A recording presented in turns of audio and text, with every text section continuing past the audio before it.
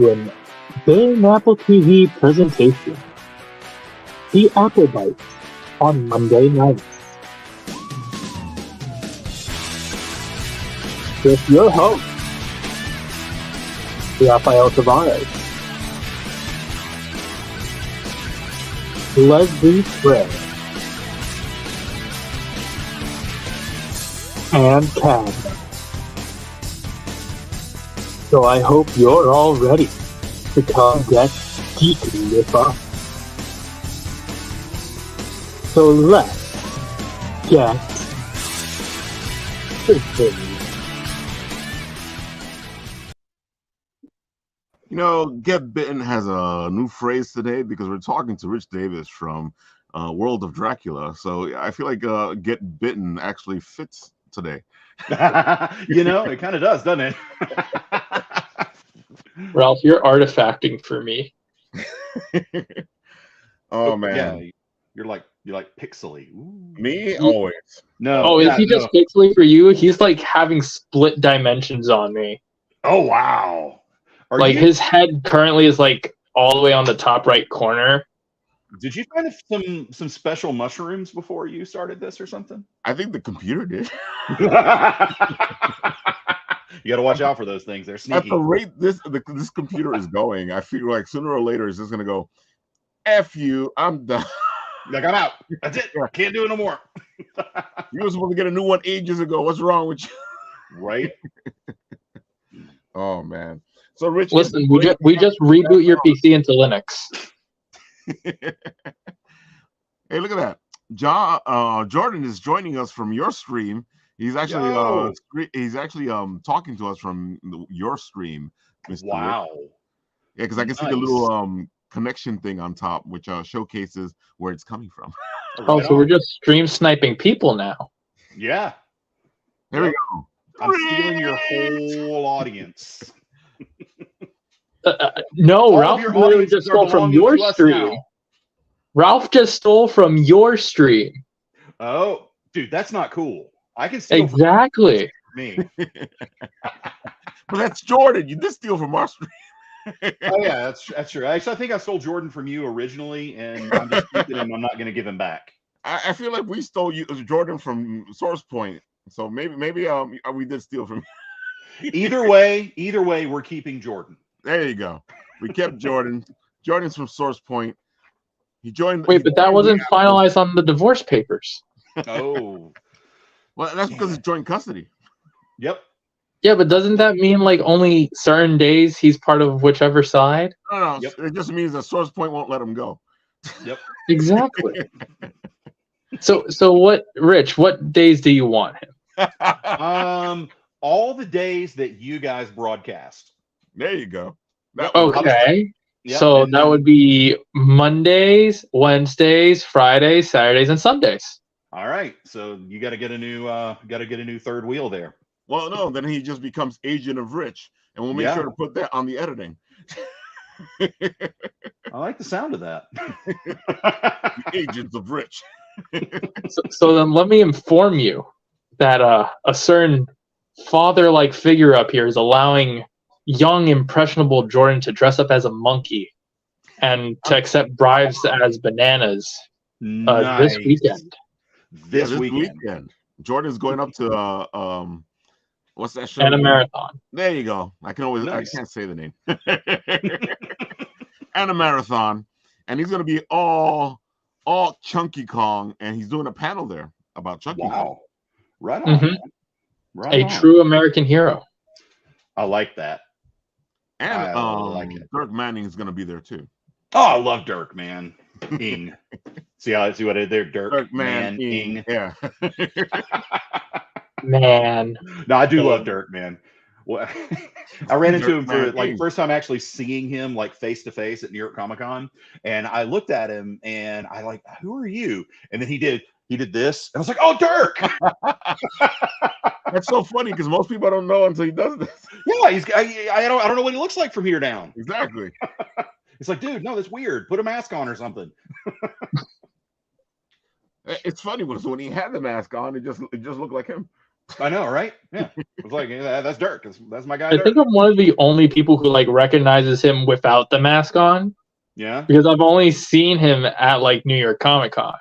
So I'm used to not seeing him with it on.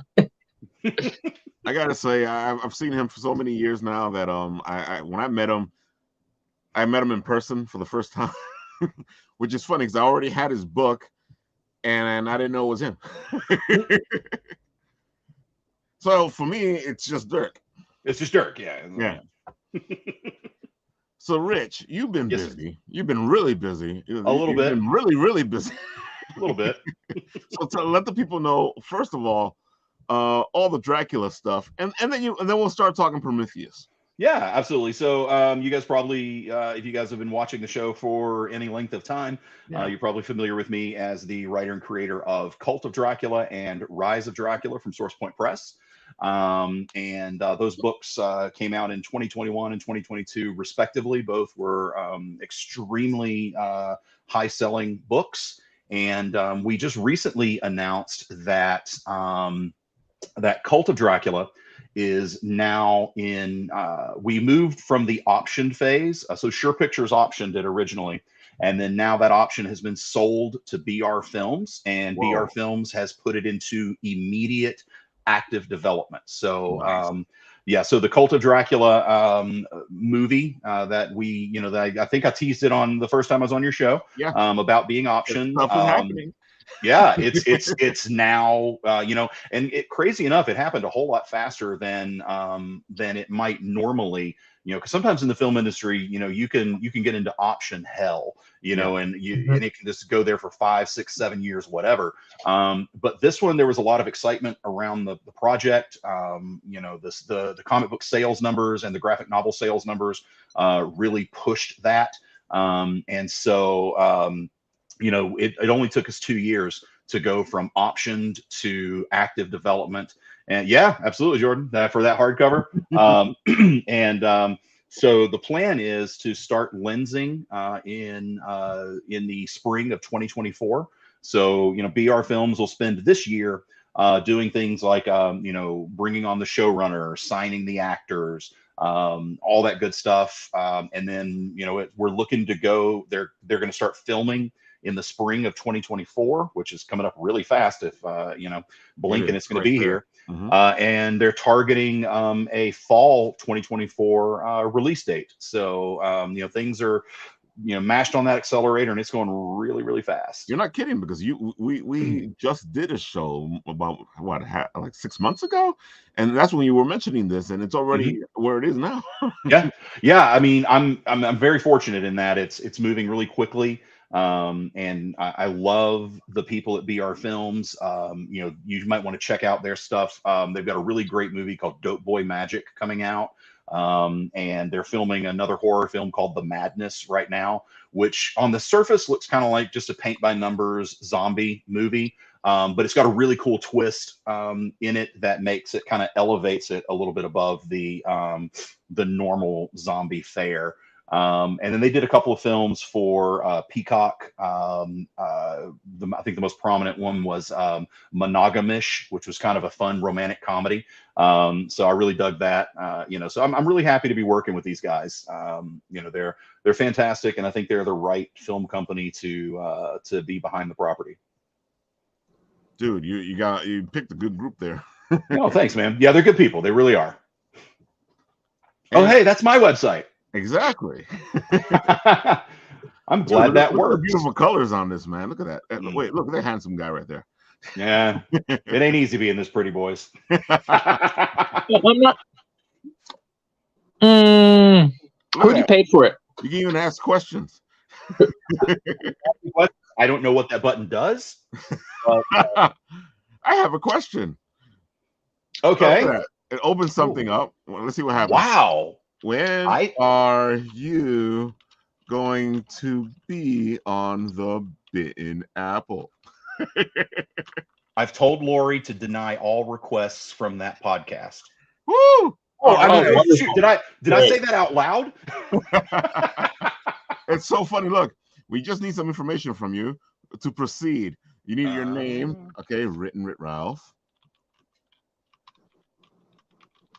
You're seeing this live, folks. We are testing the website as we speak. I don't know how interesting this is, but it's happening. You know, well, for Twitch, this might be interesting. We've watched paint dry before. Oh, we have. Really? Yeah, Okay, yeah. What's funny is that a lot of people, when they go to these websites, they always say that they don't know what to do or what they're doing. And I recently we actually had a new like what is it, a new service that helps you sell your comic, like Kickstarter, which is a crowdfunder, which with Mark Torres, he was using it, and it was so easy to use. I was doing the whole thing right there in front of everybody. Wow. You're just like, let me walk you through how to make this happen. Exactly. There we go.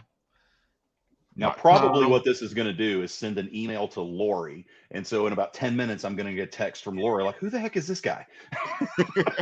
No. What she's going to say is, why is Ralph sending me stuff if you're already on the show? Right. It's like, you're on the show now. Well, maybe she's watching. She might, knowing Lori, she probably is. It probably is, yeah. So she'll probably be like, she's probably there now. Like live waiting for this. It'll be hysterical if she answers while we're that'd be rough. So come on, Ralph, you got to finish that response. Like, that is such a Lori thing to do, Dude, man, this site, the art again. This is what you're using for your banner right now, right? Yeah, that's my banner. I use it at conventions. I'm a guy, it's like, but go big or go home. So I wasn't satisfied with just one of the standard, 2x6 banners. So I had to get like a giant 6x6. So this thing looked fantastic in the window. Oh, didn't it? Yeah. Through it. Yeah. Oh. It was gorgeous, man. I was like, thank you for putting me by the window, guys. I've got an ad on Times Square, baby. Just because it's an open window. Let's see. Jordan says, "Hey, Rich, while I'm still in chat, tell Ralph to get my poster out of." Yeah, I got a hey, poster Ralph, right here. Get his poster out to him now. I'm actually trying to get it into a tube so I can send it so it doesn't get messed up. So, if you don't appreciate it, I'll send it whichever other way. All right, there you go. Just fold it up, put it in a little manila envelope, and zip. You're like, Ralph, why'd you fold up the poster? It lost value. No, the creases are with love. To crease with love. That's called patina. It makes it unique and more valuable. Well, to make it even more unique, you could like origami it. Oh, that'd be into like maybe a crane or something. Or a bat, since it's a vampire poster. That's true. You could do a horse. We could do a horse. I don't know what that has to do with vampires, but yes, we could do a horse. Oh, man. All right, so how do we go from Dracula to Prometheus? Well, I finished writing Dracula, and then I started writing Prometheus. That simple. No process. No. You know what? We're doing Dracula. Maybe we could do the Universal monsters and go Frankenstein. Yeah, that's kind of been my it's kind of been my master plan for a while. What I've decided to do after the success of Cult of Dracula, I started thinking to myself, I really want to continue to write in this world, but I want to do something besides Dracula, So I was like, well, and I came up with this crazy idea in Rise of Dracula, which was a sequel to Cult. I introduced Victor Frankenstein as kind of a throwaway character, little Easter egg, little nod to the Victorian horror in Rise of Dracula #3.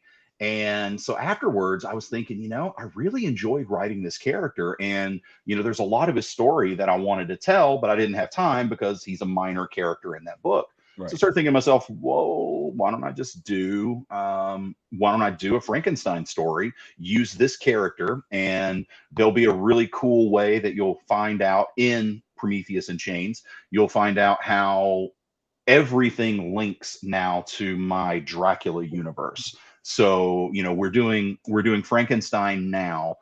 with Prometheus in Chains, which comes out from Red 5 Comics on June 7th. It's in comic book stores everywhere. For your local shops, please ask them to order it. It's going to be in the April previews. So again, Prometheus in Chains, Red 5 Comics, June 7th.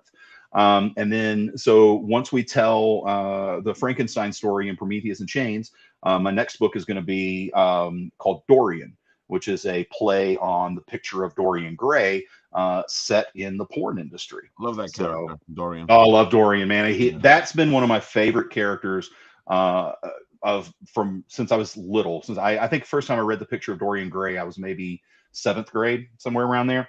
And way too young to understand 90% of what I was reading, but I knew I loved it. And Dorian Gray, yeah, definitely. Yeah, and it's a character that doesn't get enough love anymore, because he's not a big flashy monster. When I saw him in the League of Extraordinary Gentlemen, their take on him, I was like, oh, I hated the fact they made him into the bad guy, but it kind of made sense. So I was like, but I like Dorian being that heroic figure, because you want to see a redeeming quality in the character.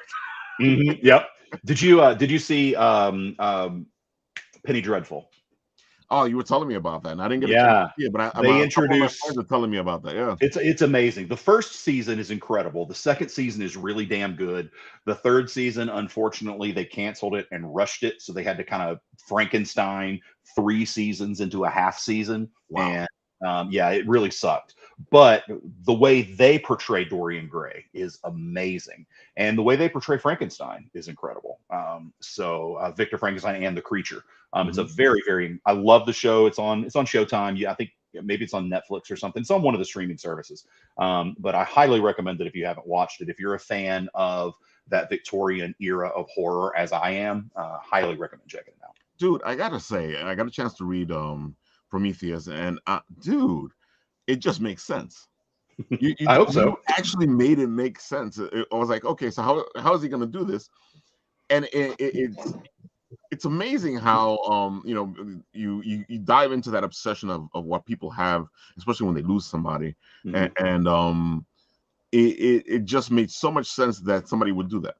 Yeah, I wanted to. So the concept behind Prometheus in Chains is to take Mary Shelley's Frankenstein and reimagine it in the post-World War II atomic age. So in this book, the backstory, both Victor and Elizabeth Frankenstein were among the Jewish scientists that fled Nazi Germany in 1939 and came to the U.S. to work on the Manhattan Project, which took place right here in Oak Ridge, Tennessee. I'm in Knoxville. Oak Ridge is right down the road. So in this world, they came and worked on the Manhattan Project, helped to develop a bomb, which ultimately helped to bring down the Reich. And the twist is that during that process, while working on the bomb, Elizabeth develops cancer from radiation exposure, and her subsequent death drives Victor into a spiral of depression, PTSD, addiction, and obsession. He becomes obsessed with bringing her back. He's going to, as Prometheus, he's going to steal fire from the gods. He's going to steal the spark of life from the gods. And from there, the traditional Frankenstein story starts to unfold, but in a drastically different way. I had one advanced reviewer who writes for a rather large comic book review site. I can't say who yet because it's embargoed. Jordan Hagar? It's not Jordan. Jordan's bigger than this dude. No, I'm kidding. Yeah. But anyway, no, he said his reply to me after reading, because he's read all six issues, and his reply was, "This is the most faithful Frankenstein adaptation told in a different way that I've ever read." So I have to admit, it does. Very proud of that. It does have that feeling of the original, even though it's set in a different time. Even it still has that feeling. You see how tortured the doctor is. You see how obsessed he is about what he's trying to do, and he's losing sight of his humanity. And it's just a beautiful. You did it really beautifully. Thank you. This is a very it's a very personal book for me. My wife passed away in 2020. She had a chronic kidney disease, and needed a transplant, and there were complications, and she didn't make it. Right. So I myself, when I'm writing this, Victor essentially is me. I'm opening the window and letting you peek into my process of dealing with depression and post-traumatic stress disorder. Victor has addiction problems, which thankfully I don't have, but a lot of times those problems do accompany PTSD. Yeah. So beyond telling an engaging story and entertaining people, I also hope that this will kind of shine a light on post-traumatic stress disorder and encourage people, especially men, to discuss their mental illnesses and things, because unfortunately, men, we're raised to think that mental health issues make you weak, or we ignore depression, we don't embrace our feelings, and that's bullshit. I'm sorry, it's just bullshit. It's broken men raising generation after generation of more broken men who are going to break other men in the future. So we need to break other people, because when you keep that stuff inside, it comes out. It will come out as a monster sooner or later. Absolutely, yep. And therein, that's how it just so easily goes right into Frankenstein. Dude, just from what you're saying, I can see where the passion is coming from that you feel in the book. Yeah, it's this book it's been absolute hell to write.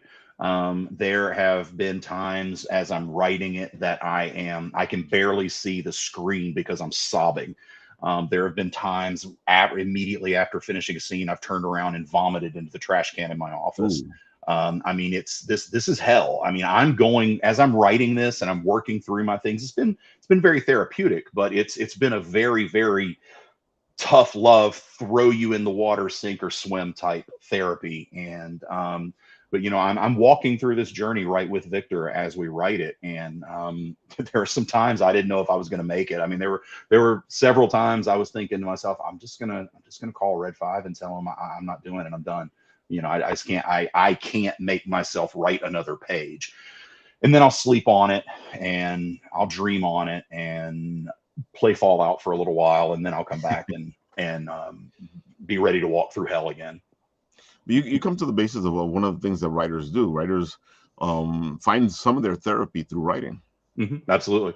Yeah, it's incredibly therapeutic. You don't have to be a pro to do that either. If you're out there and you're experiencing these things, if you're experiencing depression or PTSD or addiction, any of those things, number one thing, realize you're not alone.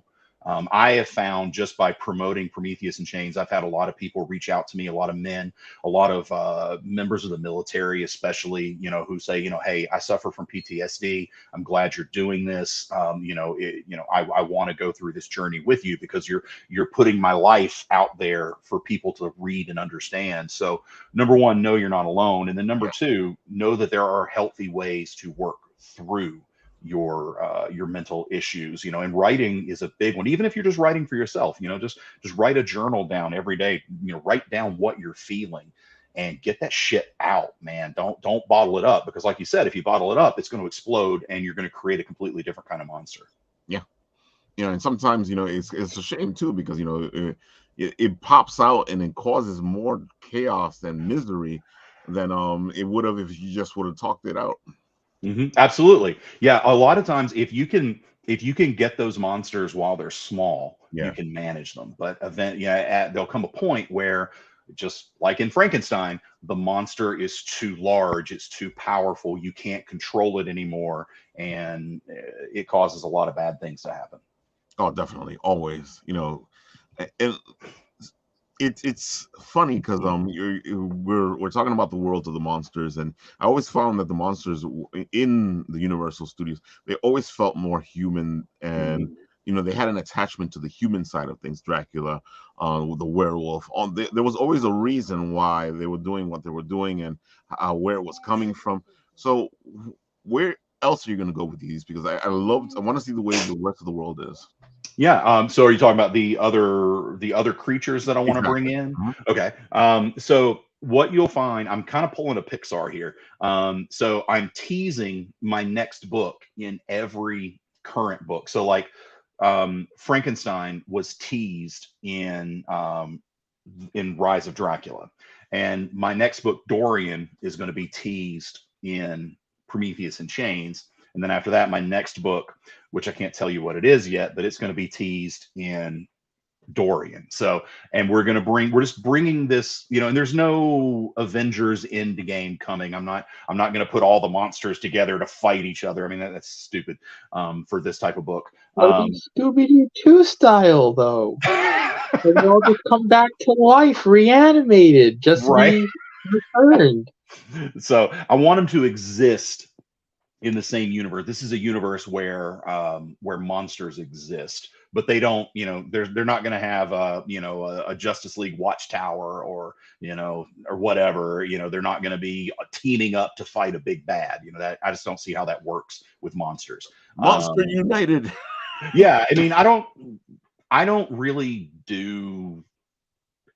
like comic books where Wolverine punches the Hulk for 92 pages, you know? So I usually find the internal struggles far more interesting than the actual fights. So yeah, you're not going to see that. It's going to be a difficult read. I'll be honest with you.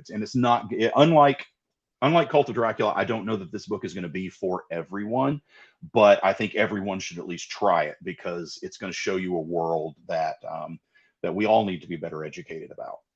But technically speaking, you know, what you're doing is actually like following the formula for the original Mary Shelley Frankenstein, because you know that wasn't exactly, you know, your monster of the week type of thing or anything. No. It was a study in humanity. Yeah, it's you know, it is absolutely a study of the human condition and the battle, you know, life, death, existentialism, nihilism, you know, also the promise of what during that age when it was being written, you know, electricity is being discovered and all of these major technological advancements. So you've got, you know, future versus tradition.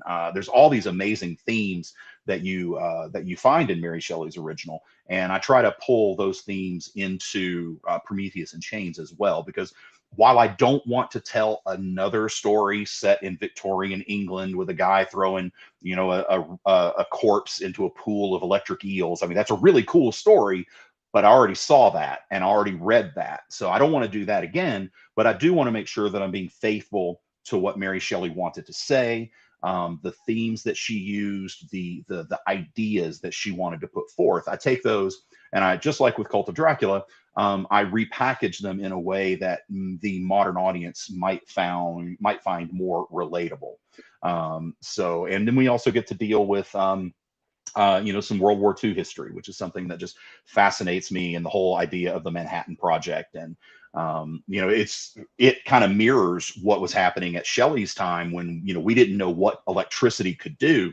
Right. You know, when we created the atomic bomb, like right up until the moment it detonated at the Trinity test site, there were people in the room who did not know if detonating that bomb was going to cause a chain reaction that set the entire planet on fire by igniting our atmosphere. And they still did it. Which bugs me out. That always bugs me out when people do stuff. They go, we don't know what's going to happen exactly. We have an idea, but we're going to do it anyway. You know what? We're Americans, damn it. If we blow up the world, it'll be cool. America. I mean, I just picture, you know, Oppenheimer and Einstein and Fermi sitting in that room with the generals, and they're saying, "Oh, this can't be done." They're like, "Oh yeah, hold my beer. We're gonna blow up the world." You forget that after the war, we were just having like nuclear watch parties in Vegas, just watching each atomic bomb blow up. Yeah, and I wanted to kind of capture some of that feeling of possibility. You know, from that time. Like I'm a huge fan of the Fallout games, and what I love about them is they exist in a world where, you know, atomic energy, you know, became the norm. Everybody had it in their car. You know, their houses were powered by nuclear reactors, and they weren't afraid of what nuclear weapons could do because we didn't really know what they could do at the time. Right. And so I wanted to kind of tap into that a little bit. So you're going to see little things clever little ways that Elizabeth's technology for which is actually real and is used today to power space stations and satellites and stuff, but she does it in a different way with a domestic purpose. So you're going to see little nods to stuff like that in there. It's going to be really fun, and you'll see a lot of that through Jordan Dorenzo's art. Jordan's a fantastic artist. I've loved working with him, and he's really crushing this. Dude, the art in there is just amazing. It's beautiful. It's beautiful. It really makes the story.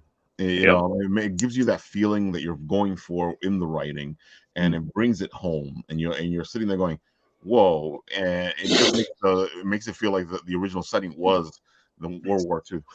Yeah, and Jordan Dorenzo, he's a guy that I met through my friend, the late great Tom Lyle. Jordan was one of Tom's students at SCAD. Jordan was originally the artist that I wanted to. My mom and dad are watching. I told you. Now see what it is. Mom doesn't realize that when she posts that, everybody watching saw that, but that's okay. I love my mom. Well, that's good to see. Mom, you want to see mom and dad supporting it. Yeah, absolutely. Also, now she's probably telling me that. So hey, so don't cuss so much. Well, that'll keep us all on our T's here. Right. No, my mom doesn't care. But no, Jordan was originally going to be the artist on Cult of Dracula. But so I went to Tom. I was nobody. I had nothing. I had an idea, and I want to do this book. And I was like, I can't afford to hire a pro artist, but I need somebody who can do pro style work. And Tom said, okay, I'm going to introduce you to Jordan Dorenzo. He is the most talented student that I've ever taught. And he lived up to that. It ultimately didn't work out for Jordan to be able to work on Cult, but I never forgot his work. I never forgot him. He was such a good kid. I call him a kid. He's not a kid anymore, but but anyway, I really liked him and I really wanted to work with him. So when the opportunity came around again for Prometheus and Chains, Jordan had some other published work under his belt. And so it was an easier sell to say, and plus I also where I could kind of push for an artist that I wanted to work with, whereas when I was doing Cult, it was like, hey, anybody you tell me you want to work with, I'll do it. Just print my book, Exactly. So, as somebody who's working on a comic book, I completely know what you're talking about. Yep. Like I will do whatever you want. Color, you want black and white? Yes. I will tap dance down the stairs for you. And so yeah, it all worked out. Jordan and I are working together, and it's been a very fun process. Jordan and I, we speak the same language, we have the same vibe, and we see the things the same way. And he's been a big help on me when I get stuck on something. His artwork can give me an idea of how to get out of that hole. So we're finishing each other's sentences already. That's always a good sign. It is. And it's funny that you say that, and I'm happy you brought this up because I feel like a lot of artists out there sometimes think that writers are trying to get by on them. No, we want to pay you. It's just sometimes we're broke. Yeah. And I will say this. Artists, God, I'm gonna get in trouble. Artists are spoiled. Okay. They're used to, here's a page, give me my money. Here's a page, give me my money. Here's a page, give me my money. As a writer, we don't get paid. Like when I write a page, I don't get paid. When the book gets published, I don't get paid. When it gets sold to the retailers, I don't get paid. When you buy it and read it, I don't get paid. Maybe after all that has happened, maybe a few months later, then I get paid. Because it takes a long time. If you're the creator of a book and you're the writer, I mean, you're the CEO, you're the boss. Just like when you're running a restaurant or a hotel or a small business, everybody gets paid before you do. Now, ultimately, if things go well, me as the writer, I'll get the biggest piece of the pie at the end. But damn, it takes a long time. And it's funny because until you do that and then make a name for yourself, that's when people start paying you ahead of time. And that's only like a setup so that you can do the book and they nail you into the contract. Yeah, I ain't that guy yet. I want to get to be that guy where I can say, here's a page, pay me. Here's a page, pay me. I wish I want to be an artist. dude, you know, and I love artists, and I love what they do, and that's why like my book is taking so long to accomplish, is because I want to be able to give them their money so they can actually, you know, get paid for what they're doing. Yep. And I can see you're the same way. You're like, okay, let's figure this out. I can't afford this, but maybe, but I want this, but I want it over here, and then you were able to find a balance to it. Yeah, and you know, and like I said, Jordan and I just, you know, we just vibe. You know, I mean, he knows what I'm trying to say, even if I don't know what I'm trying to say sometimes. And that's great. One of the things that I learned from Dirk Manning and his book on how to write comics is how important the relationship is between the writer and the artist. It's one of the most important things that you're going to see there, and you should go out there and find somebody that you can actually have a relationship with that actually works, instead of you're fighting all the time. I don't have the, yeah, you gotta. Oh, hey, what's up, Jordan? I just saw you pop in. Not my artist, Jordan, but the other Jordan. No, I know. No, I was about to tell Raph. No, I don't have the shelf here to pull these books from now. Oh. I can't pull my 20 copies of Cult or Rise. Or... only 20? What? You got more than 20. It's a lot. Hey, here's the way I see it. You were showing it off recently, going, "Look at this." I know. It's a lot more than what I had before. What, December? Yeah. Because of certain someone. I'm always amazed at Jordan's collection of especially Source Point books, and especially Rich Davis books. I know, man. Dude, Jordan, I love everybody at Source Point loves Jordan because he's like a super fan and just a good dude, man. Yep. There you go. Yeah. These are the only books I can pull from. Did you just get them from the store? No. Where does okay, I can see where they came from. All right. Yep. Oh, there goes Cthulhu Jr. Yep. That's great. I love that book. That's funny.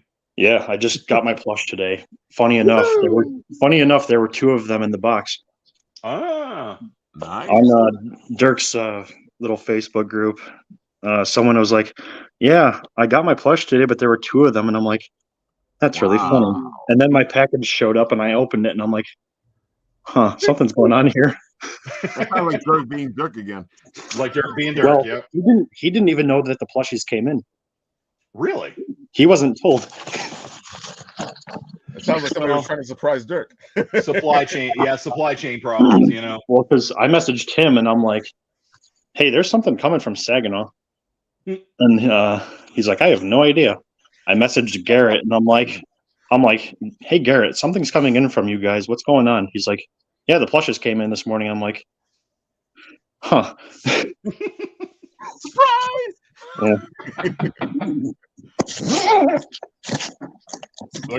We got to see this plushie. Do you have it handy? Not on me. Tease. Ralph, Tease. Can't you pull up the picture? I sent it to you. Make Ralph work. You're the only one who can. I mean, you're the lead singer. Just like how you're the only one who can pull up my poster. Yeah, he seems to be the guy who has it right now too. Let's see what we got over here. You sent it to the group, right? Yeah, I sent it to the messenger. There it goes. Isn't he cute? Yes. This is like huggable. It is soft. There we go. Cthulhu Jr. Cthulhu Jr. I want one. Yeah, see? Mine should probably be arriving soon. It might be in the mailbox now. I don't know. He said they were going to be huggable, and they look huggable.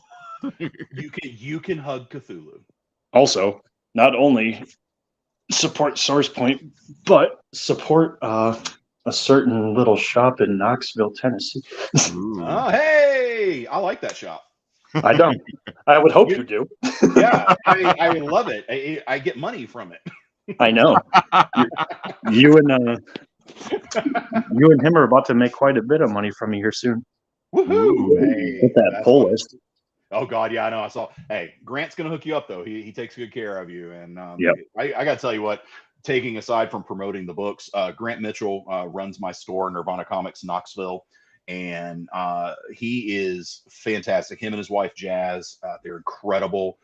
They have taken the store to levels that Amber and I never dreamed of, really. And now that I'm shifting out of running the day-to-day retail stuff because I'm focusing more on writing, and of course the film project, and things like that.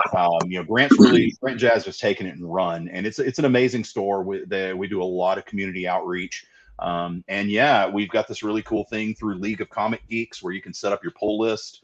You can get a 25% discount and free shipping on most orders. So, and we're a shop that, it's not just a Marvel and DC shop. If you dig the independent stuff, that's really more of our focus than anything. So if it's a weird book that you can't find anywhere else, we've probably got 10 copies of it. Dude, you hit a lot of the notes here that we talk about here at Bitnap all the time when it comes to local comic book stores.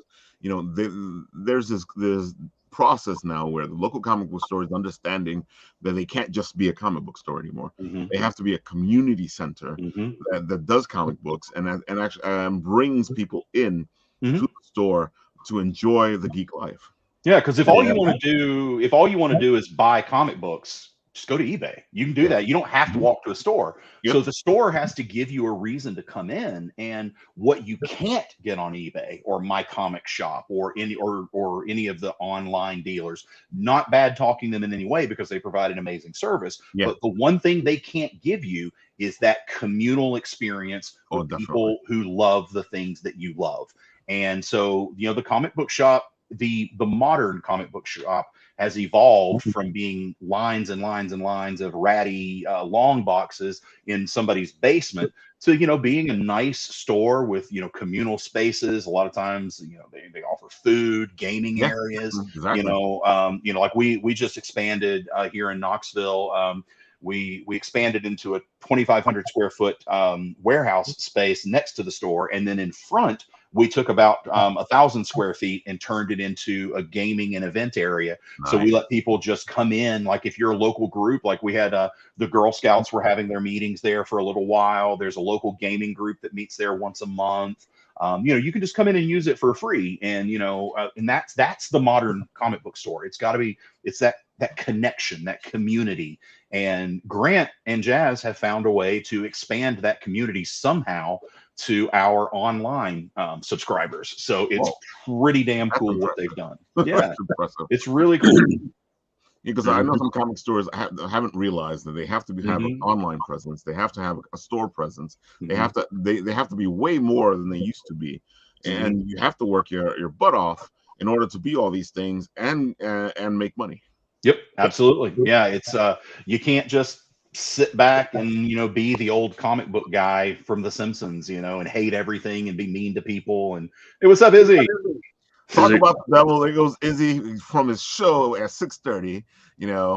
Izzy was talking about a bunch of great comic book stuff over there, and it's funny because right now we're talking about comic book stores and what they're doing to move things forward. Yeah. You got to bring it into the modern world, and the modern world is people don't want to just spend their money and go home. Exactly. People want to spend money with something that matters to them, something that represents them, something that they can identify with, and a store that belongs to them. And I love it that our family really at Nirvana Comics, they really have made the store their own, and it's just a really cool feeling when you can walk in and find that. So yeah, I'm really proud of Grant and Jazz, and I think they're going to take what Amber and I started and just take it to the stratosphere. It's funny that you're saying that because even as kids, that's what we were looking for. We were looking for that. We were looking for that community back then. We made the community ourselves instead of the store doing it back then. Sometimes the store owners would get upset with us because we'd be in there doing whatever we were doing, and they'd be like, "Come on, guys, go do that somewhere else." And you're like, no, come do that. Stay here. Like, please come to my store. Stay here all day, all night. The longer you're here, the more likely you are to buy something. Yes, Big Apple Con. Big Apple Con and King Kong this weekend. There's 2 cons. Oof. Oh, that's a lot of cons. And America. And America. Yep, exactly. Where Jordan's going to be doing his Chucky Kong stuff. Yep, and hanging out with Dirk. My whole All good things. All good. Love it. Oh man. So dude, you got something great going here. It looks like you are on fire right now. You're moving forward. Everything's going in a great direction. I can't wait to see what you do next, because I like what you're talking about with this joint universe. Even though some people think sometimes the joint universe has to have something else happening, but I feel like the fact that everything's interconnected makes it even more fun. Yeah, it's just a world, and like you'll see, as you're going to see some people in Prometheus that you may have glanced or glimpsed in Cult or Rise, and they'll just be there. It's not going to be like, we're not going to like shine a spotlight on them and make them come in and upset the apple cart. It's just like, oh, I remember that dude. And then, or somebody that you see in Prometheus is going to pop up in Dory, and you're like, holy shit, I remember that guy. But it creates a broader, more encompassing idea of what this horror can be. And I don't think that these stories, Dracula, Frankenstein, Dorian Gray, I don't think that they can be limited and kept in a little teeny tiny bottle, man. You got to let them out, and you got to let them breathe, and you got to expand beyond what our traditional understanding of the characters are. Because if all you're looking for is just another retelling of, Victorian London, and all that stuff, you can find that out there a million ways. So over and over. Yeah. So I'm trying to offer you something different. It's going to be what you know and what you love, but it's going to be given to you in a way that you didn't expect. It's funny that you're saying this, because recently, I forgot when it was that we were talking about. It was one of the shows recently that we were talking about the old comics, Marvel and DC. They used to do that, where Spidey would be swinging down the city and the Fantastic Four would be flying by behind him. And that was the extent of the cameo. I loved it. And I would love those things, because like, oh, look, it's a joint world. They're all in the same place, and that you get excited. Yep. Yeah, exactly. The other characters that you love, it makes the world feel more real. And the more immersion you can get into your stories, the more people are going to want to come back to it, and the longer they're going to want to stay. So, I'm hoping, this is ambitious as hell, what I'm trying to do.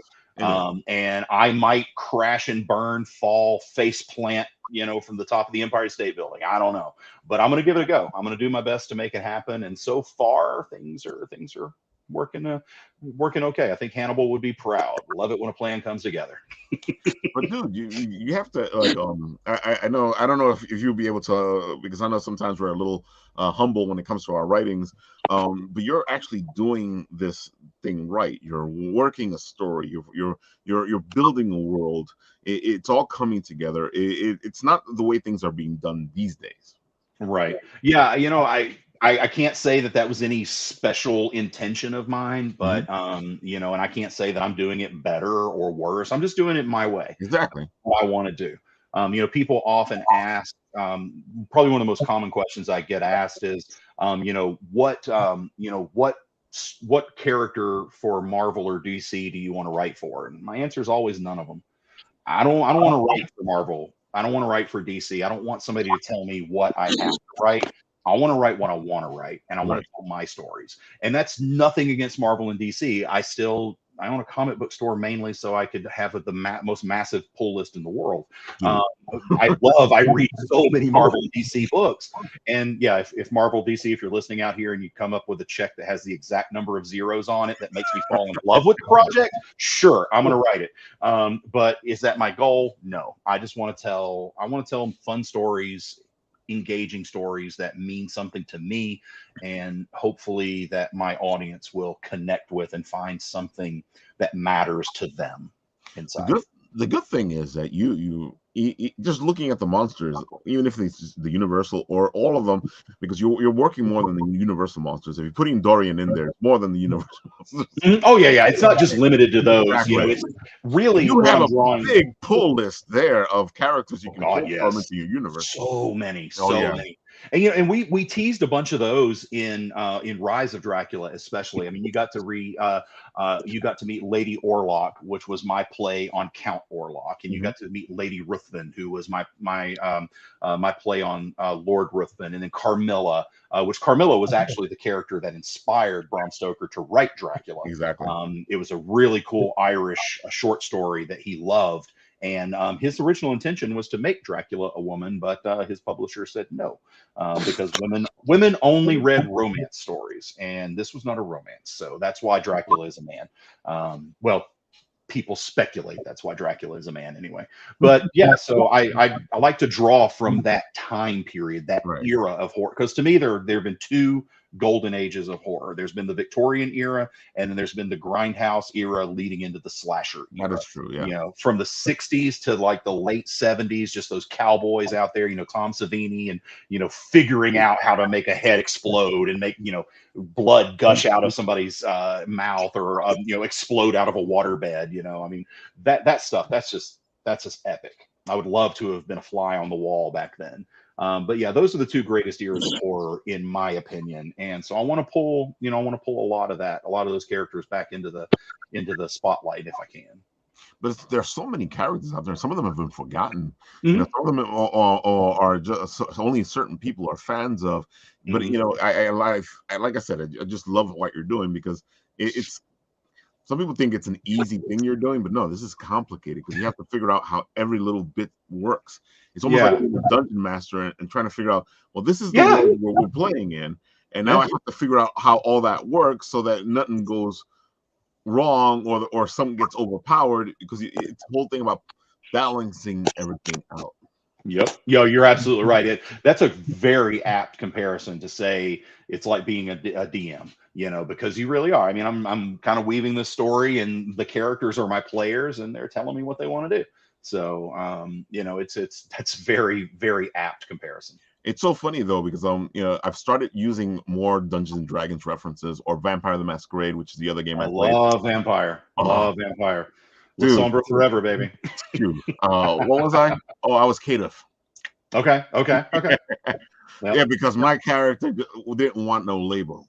No, I got you. I always play La Sombra or Giovanni. Those are my two favorites. Yeah, mine was always either Gangrel or I was always some kind of Kadif from some clan.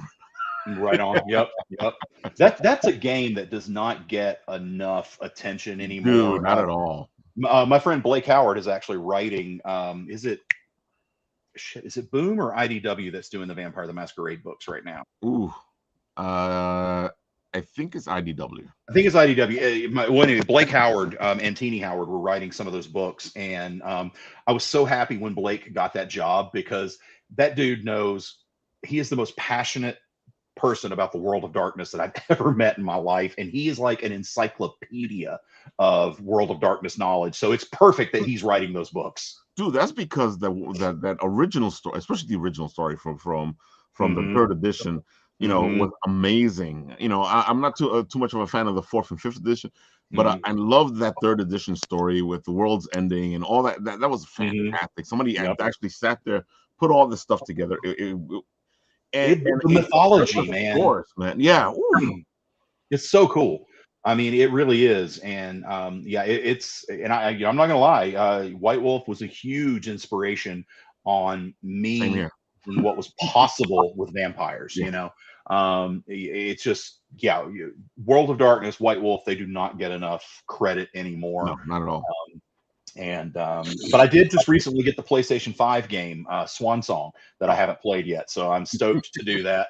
I've been playing the games on the computer. Those things are beautiful, man. Oh, Bloodlines! Yeah. Oh my God, Bloodlines was incredible. Dude, I played that over and over. Oh my God, and it was such a rich source of that original world. Oh my God. I remember when the first PC game came out. I remember begging my mom to pre-order it for me, and I had to convince her what it was, and of course she did it, you know. But yeah, I was begging for that game, and I got it day one. I got it the day it came out. So the reason I brought those up is because I had to sit there, like when I first started doing the show, I had to sit there and go, okay, so what made me the writer that I am today?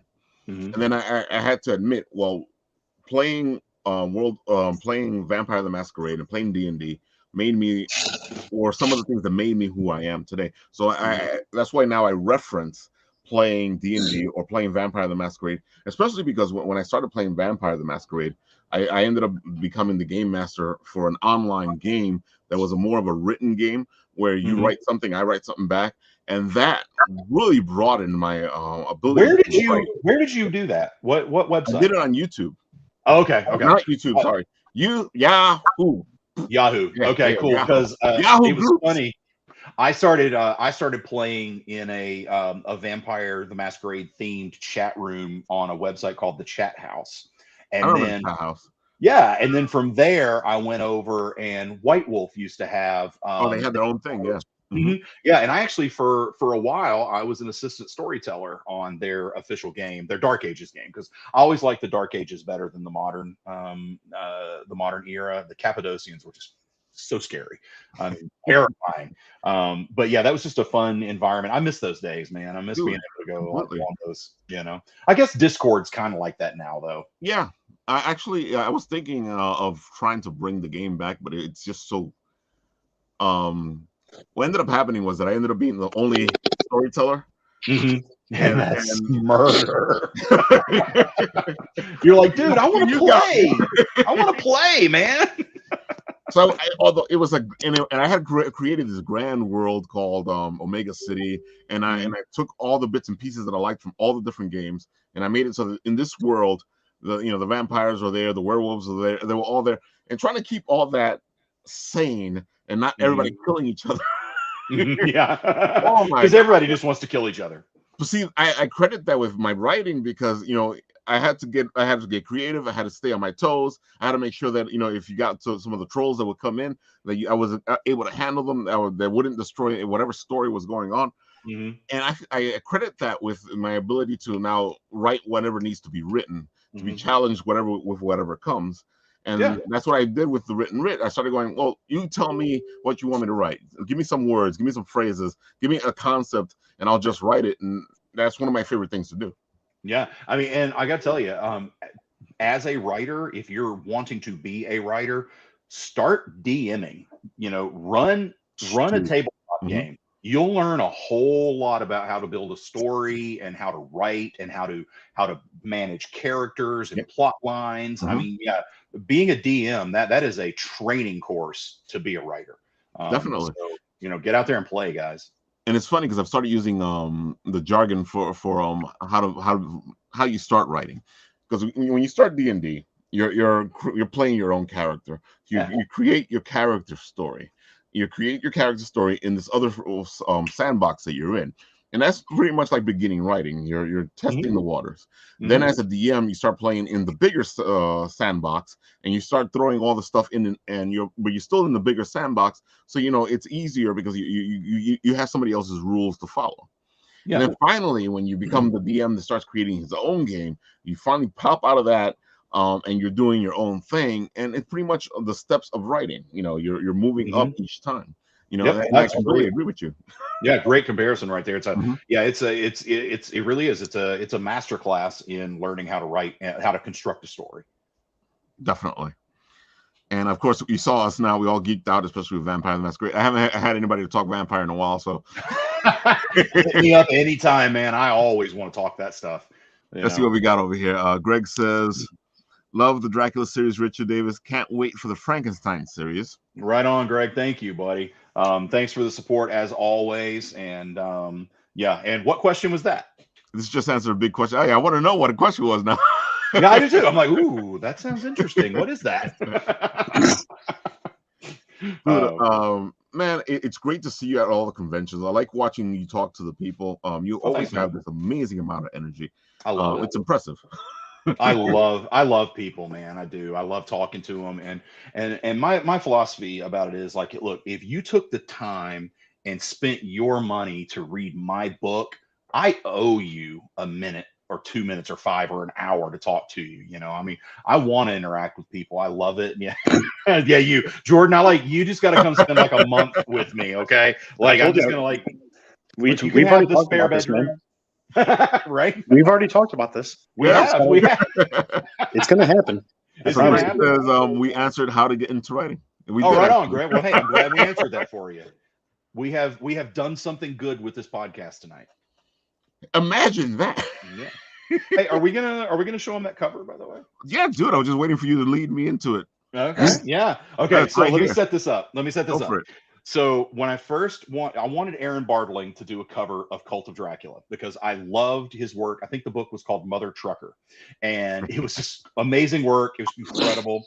And so Aaron didn't want to he declined to do Cult of Dracula because it was he thought the book was something that it wasn't, because he thought it was more of a culty evil book, and he didn't want to do that, which I respect. I respect I respect Aaron incredibly because of his beliefs, and I love that he has the courage of his convictions to be able to say no to something like that. But then once he found out what Cult was, he was like, oh man, I should have done a cover for that. And I was like, well, you know what? I'll get you on the next one. And so we pulled him. I've been begging him, bugging him, wanting to do this cover. And he, and Aaron Bartling's got a huge wait list of people wanting him to do art for him. So, when I told him, we spoke, I think back in December, and he said, look, I'm not gonna be able to get to it till March, and I probably won't be able to finish it until like mid to late April. So I gave him the idea of what I wanted to do. We were totally vibing on the art style. We were talking different artists, Caravaggio and all this, and what we wanted to see in it. And, he got excited. So when he actually got to start working on it, I think he finished it in like a week. And so when you're ready, show this bad boy. Roll that beautiful bean footage. Dude, you guys this is so beautiful. Look at this thing. Oh my God. Aaron, you crushed this cover. It is stunning. This is so beautiful. Dude, I want this cover now. Yeah, you can't have it now. You gotta wait. You gotta wait. Oh my God. Dude, this one is gonna be so lovely. I love how Frankenstein is in the back with the glasses. This has such a beautiful 40s noir feel to it. Yep.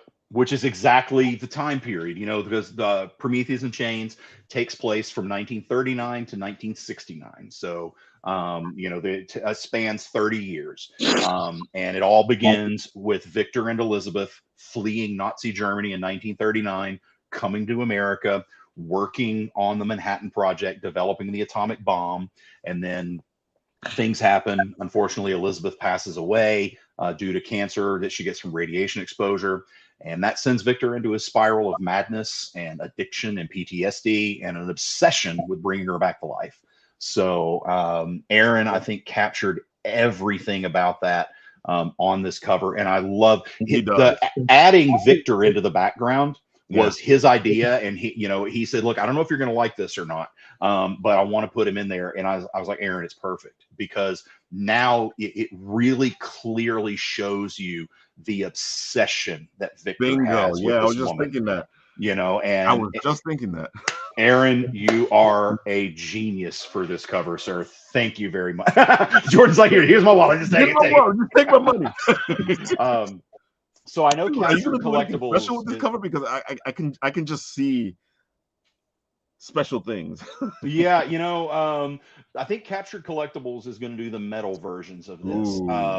And what we might do with the regular, I got to talk to Jason at Captured and the folks over at Red 5. But we are doing ratio variants for each issue. Ariel Diaz is doing the 1-in-25 ratio variant for Prometheus #1. And I'm thinking I might want to see if we can't make this a ratio variant for maybe Prometheus #2. Because this is just beautiful. And if not, you'll be able to get it straight through Captured Collectibles. So love Jason and Monica and Matt and Nikki and all those guys over there. And so I'm very happy that they're going to be doing this. We're going to have some really cool retailer exclusives for Prometheus and Chains. Comic Mint is on board. Clan McDonald is on board. Cobra Comics. We got several retailers who are going to be doing really good exclusives from some really awesome artists. So, make sure you follow. You can find all the info on my World of Dracula Facebook page. Or you can go to the World of Dracula website, whatever. You can sign up there as you did. You can sign up for an email list on there. But yeah, how easy it was. It was a boop, boop, boop. Yep. It was super quick. But yeah, we're going to be dropping covers. And anybody who knows me knows one thing. If I am nothing else, I am a shameless promoter who would make P.T. Barnum jealous. So I'm going to be out here promoting the hell out of this book. because I want people to read it. This book really matters to me. This is a book. If you want to find out who I am, if you want to find out what is inside my mind and my heart and my soul, I laid it all out for you in this book. I mean, this is the most personal thing I've ever written, and I can say without equivocation that this is the best work I've ever done, and probably the best work I ever will do. I can tell you guys from personal experience, you feel it in that first book. Yeah, you've read it. That's beautiful, yeah. I can't say more than I do it. I went through it, then I went through it again, then I went through it again. Me too. I was like, yep. Oh yeah, I sent it to you too, Jordan. That's right. Yep. It is just it's been absolute hell to write this book, but the end product is I'm in awe of it. I mean, I'm not going to say it's going to be the best thing on the market, but I'm going to tell you it's the best thing I've ever written. Well, and then I'm going to say it's the best thing on the market. I don't believe in it. Who else is? I can tell you, you're going to feel the passion. You're going to feel the love. You're going to feel the pain. It's just bared all there in this book. You guys really should. As soon as this book comes, dude, right now, go to your comic store. Tell them that you want this book right now, because I'm telling you that this is something you're going to want to have in your collection. Yeah. Tell your local comic shop to hit me up through the World of Dracula social media, and we'll send them some promotional materials, posters, things like that. So I don't know exactly what that'll be. We haven't completely finalized it with Red 5 yet, but Red 5 believes in, and I'm very happy to be working with Red 5 Comics. They're a company on the come. I think they're going to be doing some really great things, and I'm very proud to be a part of helping them get there. And I'm very happy and grateful that they believed in me and wanted this story, and let me tell it the way I wanted to. I keep telling you, Grant.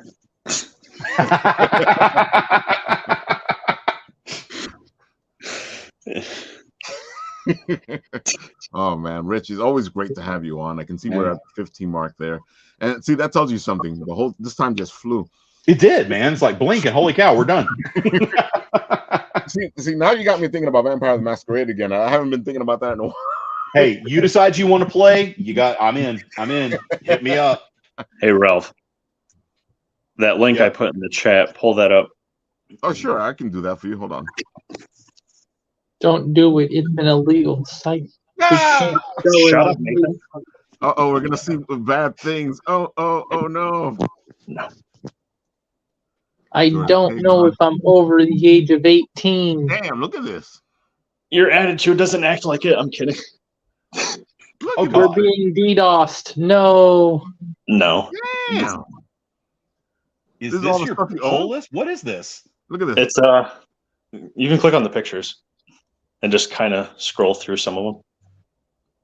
Oh my, yeah. Rich has seen all of these, but I have, yeah. Now I'm seeing what they are. I'm like, oh yeah. Yep. I'm telling you, dude, Jordan, you're one of the reasons why half of us at SourcePoint are here. Yep. Pretty much. It goes right or wrong. The Dirk Manning book on writing comics I was talking about. Great book, by the way. Great. I don't even have to. Fantastic, yeah. I don't even have to be home to. I feel like Jordan goes, I figured out a way not to have to go home. Yeah. Right. But yeah, you can. I can, but my computer's like, no. Hit your right arrow key. Here we go. Or that. Yeah. Oh, well, dude, I like that this collection of yours is like, what? Parallel. Yeah. Oh, War Corns. I love War Corns, man. Yeah. Good boy. Yeah. I love Garrett's work, man. I'm waiting for his mature book. This book looks familiar. Yeah. I did a spit take when I saw the title of his mature book. Yeah. I was like, really? I had to order it. Yeah. Look at that one. Hey, I know that one. I know. Yeah, that was our new Comic-Con ash can for. That was Chris Campana did the art on that. It was gorgeous. Yep, the blood bag. Yep, the blood bag. That was Garrett's idea, actually, to do blood bags. Oh God, those were gross. They were gross to make. It keeps flaking off onto my other books. I know, they were gross. It was like, Garrett, this is a brilliant idea, but Garrett, this was a dumb idea. Yeah. Damn, that was a lot of great stuff. Oh wait, some more. No, there's more. Yeah, There you go. There's Rise. Oh, there's Rise. Yeah. I love this cover at the bottom, the Ellie cover. That's when Source Point spoiled me because I only ordered one cover of each, and then they're like, "Nah, here's all of them." Yep, get one of each, dude. Super fan, we take care of you. This is true. Oh, and speaking of that, as you scroll through, I said this the last time I was on there, but I'll make it a point again for your. Hey, there's more Cult of Dracula stuff. If you guys out there, if you want to send me your books to be signed, you can send them to Nirvana Comics Knoxville. You just go to the website and get the address, whatever. Send them in. I'll happily sign them. If you include a self-addressed return label, I will do it for free. Send them back to you. I can't promise you it will be quick, as Jordan well knows, but I will. I promise you I will get to them. And if I take a ridiculously long time to get to you, as Jordan well knows, I will send you free stuff. Yep. I completely feel you. That's the same thing that's happening with this poster over here. I completely feel you. It's the same thing that's happening with this poster over here. I'm like, I got to get it to them, but I want to get it to them soon. Hold on. What if it's a book you didn't write?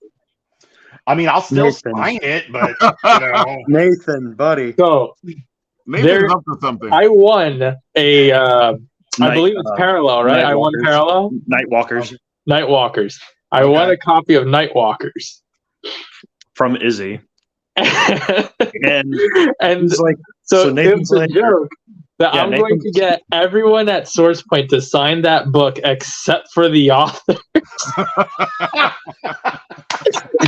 And then give it to Jordan. This is one of the coolest covers. I love this. This cover is awesome. We love the Rejected here. Stan does a great job. Yes, it's my doppelganger. Yep. When I was doing a bunch of cons with Source Point, that was the easiest graphic novel on the table for me to sell. Because the art was beautiful, the story's great, and that cover, man, it just grabs you right when you see it. Dude, and aren't we all the Rejected? We are all the Rejected, yes. Rich, I don't think you saw it, but I did come on the show one night wearing that hat I came in here with, holding the book up. I'm like, hey, look, I'm quote unquote not Stan. Dude, it looked like he came on to do cosplay. He looks just like Stan. It was the weirdest thing in the world. Like, kind of does, yeah. Wow. Oh, yes. Yep. Now what I want to do is get Stan and him at a convention so they can take a picture. Yeah, and say, guess who's who? Yeah.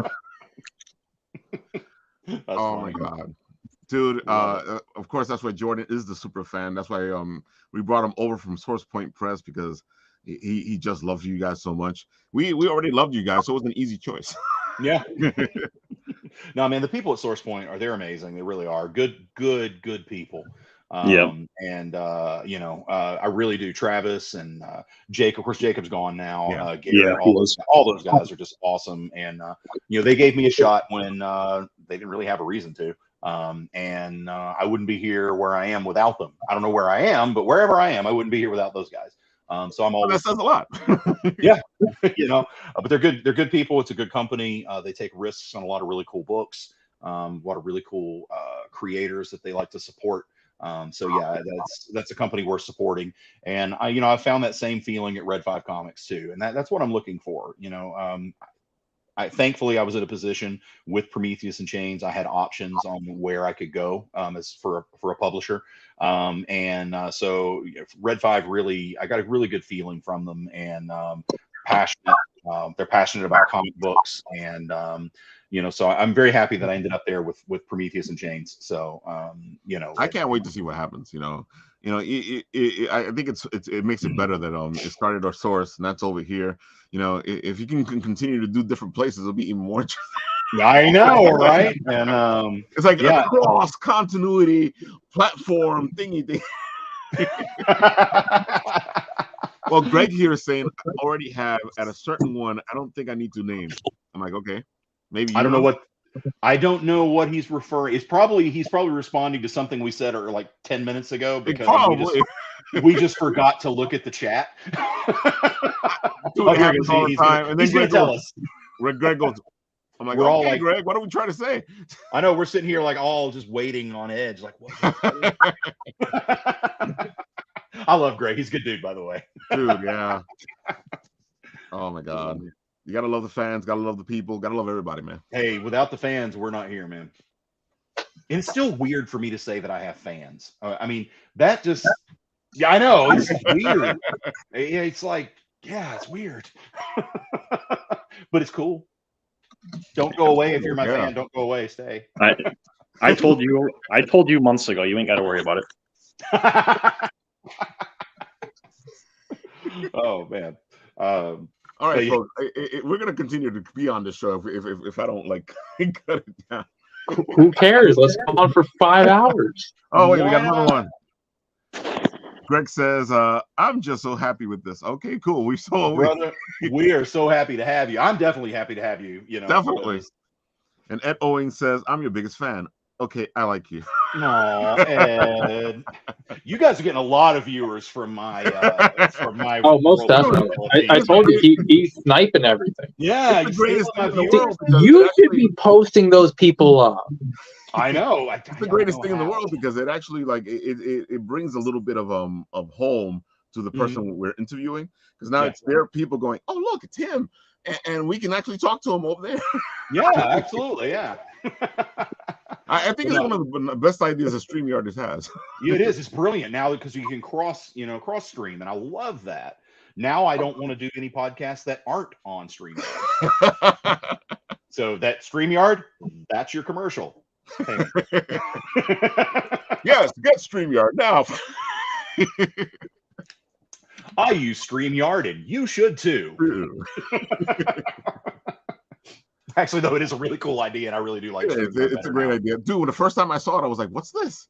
And then we were trying to figure it out on Friday when we were doing a Kid in a Comic, and I was like, oh, so this is how it works, because we were going back and forth, throwing things around. He went off the thing. Then he finally goes, oh, wait, I think I see it right here. There's the button. Well, that's exactly what I did, because you were talking about it, and like, oh, there's the button. And you can go find the subscribe button and hit subscribe on all our channels. Don't forget to leave a like and comment to increase our views in the algorithm. Oh, God, you do YouTube all the time, don't you? Exactly. He's the YouTube guy. Can you tell what I do? Mr. YouTube. Yeah, you're Mr. YouTube. Dude, every time when we need to do something on YouTube, and that's like, well, we just should do it like this. I'm like, okay. I mean, YouTube, Twitch. I mean, if you want me to do the Twitch bit. By the way, guys, did you know that you can also add in your Twitch Prime subscribes? If you have Amazon Prime, you already have Twitch Prime. So go ahead. It's free unless you don't have Amazon Prime. But in that case, just send us your quick bits. Send us your quick bits and post those little emotes. Let's go, poggers. Oh, God. I don't even know what a quick bit is, and I want to send you one. I feel like I'm twitching. I'm definitely twitching. Oh, so Rich, okay, tell them where they can find you, where they can go. Tell them all the good stuff. I don't want to tell my fans where to find me, man. That'd be weird. Oh, you mean like in the virtual other people? Yeah. Okay. So we're right on the corner of like Delancey and Essex. We hang out there like between 12 to 1 a.m. Usually we're walking around. So, all right, hit me up. All the social media, World of Dracula. Just very simple, World of Dracula on everything: Facebook, Instagram, Twitter, blah, blah, whatever. And then, of course, the website, which is just newly launched, which is worldofdracula.com. And you can also find me sometimes at Nirvana Comics in Knoxville, Tennessee, and probably coming to a convention near you. That's the other question I was going to have. What's the conventions you're doing? Do you know any of them that are you going to recently? Yeah, I'm doing MegaCon will be the next, and I've got some others. Yeah, so down in Orlando. I'm doing Fan Expo Dallas. I know that. I'm doing Dragon Con, which Dragon Con is my home convention in Atlanta. I love it. Dragon Con is the one we've been trying to get to for a while. Yeah, well, hit me up, man. I can help you. I know good people there. We are. Fuck, I don't know if I can tell you this or not. September. Fuck it, I'm gonna do it anyway. So we're gonna have a Prometheus and Chains #1 exclusive for San Diego Comic-Con. Nice. And we're gonna have another for New York Comic-Con. All right. So I'm doing both of those. What's that? I said September. September is the one up in Michigan that they still haven't gotten back to me yet. So tell them to hit me up. Is it the 21st of September? Get after those people so they can talk to. I know. I know, right? Because I know Lori's reached out to him like a couple times and we haven't heard back. And so all right, I'll see what I can do. But yes, I definitely want to come up there to see you, man. We'll hang out and we'll have a good time. Yes. I kind of owe you. You know what? I got Graham to come to that one. Ooh. Yeah. Yeah. Nice. I'm excited for that one. Because it looks like somebody else wants to drink with you too. Greg says, "What? It might be time I go or have another drink, or both." Yeah. Dude. So at least I know I'll see you at New York Comic Con. Hopefully we'll see you before that. Let's see what happens. I'm still throwing your name out there because I want you to come back over here. It's okay, Ralph. It's okay. You can grab that exclusive for me. We need you to sign. We need you to sign Nightwalkers. Don't let Nathan near my book. Hey, I want it.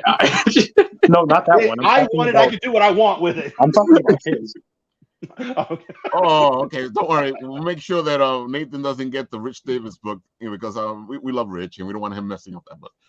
Wow. You know what they're saying? They're secretly hiding that there's issues and they don't want me to pull it out. All right. I don't think anybody wants you to pull it out. We don't want you pulling anything out, bro.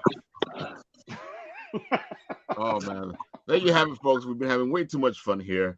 Check out Rich Davis. Make sure you checked out Prometheus. Make sure you talk to your local comic book store.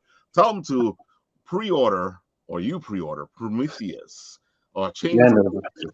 Nirvana Comics in Knoxville. Yay! Trust me, we're gonna order 1 or 2 copies there. I already know that I'm gonna go to Royal Collectibles and go, hey guys, come on, we got to put this. No, please, hey, seriously though, if you guys are out there, go let your local comic book shop know now, because Prometheus and Chains from Red 5 Comics, it will be in the April previews. But Red 5's a smaller company, so they're not going to have as much retail real estate in the book. So let your shop know to order this book so that they'll order it for you. Otherwise, you might not be able to find it. Pre-ordering, subscribing to comics. I can talk as a person who writes and sells comics, also as a person who is a comic book retailer. The best thing you can do for your shop is ask us to order things in advance, because if you wait until after it's already been ordered and it already sells out, we can't get it. But if you tell us ahead of time, we can get as many copies as you want. Exactly. So go to your local comic shop, ask them to order Prometheus and Chains from Red 5 Comics, and then also tell them to hit me up on the World of Dracula social media, and we'll make sure to get them some promotional materials sent out. There you have it, folks. Go do it. Man, how am I ever going to find Bionicle #1 now? We probably I don't have to go very far to ask. He's right here. All right, folks, there you have it. Of course, on this show, something else happens when the show ends. And Nat's going to be talking over it anyway, so it doesn't matter. Man, I can't promote Floofsmallow at the very end while the outro plays. As that thing that pops up right at the end so you hit the outro and then Shen just pops up on the end card, That's not what we're doing at all. Man, I can't believe this. You can do Floofsmallow. I thought we did all talking already. I love how I just completely segue to an outro happening, and then I talk about her at the very end. But okay, I guess I'm. No. Okay, fine. He's the post-credit scene. Exactly. That happens all the time, folks. There's always a post-credit scene on the Bitten Apple and on the Written Word. Well, ever since I found out I have the power. Before you hit the outro button. That's exactly what happened. There you have it. Go, Nat. Oh, I thought Jordan was doing it now. Oh, no, I was just going to say my things real quick. Okay, so follow Floofsmallow on Instagram and Twitter. Local resident artist at Bitten Apple. She does beautiful work. And she has other work in the process of coming out soon. Yep. Yeah. I like that style. She's been working on that stuff for a long time. I like it. She has a couple of pins that we just got to believe I'm gonna hold my breath. They should be shipping soon. Yeah. They should be shipping soon. But these are the pins. They look better in metallic Like when you have them in person, because woo, the detail in them. Beautiful. Well, follow her right beautiful now. here, but they look better in person. I can tell you that much. Nathan, we just got that Kickstarter update like 3 days ago. So okay, so it is shipping, right? No, they're still printing. They're not even finished printing them all. Of course, we know our friend Bitsy. Okay, Tandem. never mind. So go find Bitsy Tandem, and you'll get some information on the pins, and you can probably buy the pins directly from her. Yep. All right. Okay, I just followed. Nathan had Yay! There we go. We got to follow her. All right. Floofy, are you there, Floofy? All right. Go ahead, Jordan. Join me and Dirk this Saturday and Sunday in Bowling Green, Ohio, 25th, 26th. In a marathon, Bowling Green, Ohio. Come check out the panel. Come check out Dirk's books, all that fun stuff. Kickstarter, go and back. Crossbow and Scully, going back the Four Color Fiends yearbook. And then in April 4th, going back Badass Girl and Grandma Chainsaw. Nice. And then some other part in April, go back the comic I'm not allowed to bring up due to YouTube's terms of service. You probably could. But Rich knows which one I'm talking about. I know exactly which one you're talking about, Garrett. You could actually say that on YouTube. Can you, though? Yeah. Oh, go back Murder Bukkake. Yeah. I still, every time I hear that title, I just like, that can't really be the title. Please, God, tell me that's the title. It's funny because you can't say that title on TikTok. Did you? And he has fancy. You can't write it on TikTok and YouTube, but you can say it just fine. You can say you have to say unalive. He just you have to say unalive. He just showed off his fancy poly bags for it. Oh, you're talking about dead and murder. Okay, never mind. I thought you were talking about Bukkake. Oh no. They don't care about that. I mean, they're both in the title. And then go check out Nirvana Comics Knoxville. I second that. I agree. All in favor? I have no money. Well, that's too bad. Neither do I. But you don't have any money. You have income. Oh my God! All right, guys, are we done? We're done. Hit the button. Right. All right. Roll for initiative. It doesn't matter because Nat's going to be talking anyway. So, folks, wow. The audacity of this man to say that I'm not done talking. Man, what do you think? I'm going to keep talking till next Monday at 7:30 Eastern Standard Time? I can't believe this. Can you guys believe this? Unbelievable. It's like he just wants you to subscribe. I can't believe this guy. Who put it in his car? Just saying I can't talk. I'm going to keep talking throughout the rest of it. Nothing you can do. I mean, yeah, he has the power to mute me, but he's not doing that. Can't believe this. Utterly unfair. Hashtag Free Nathan.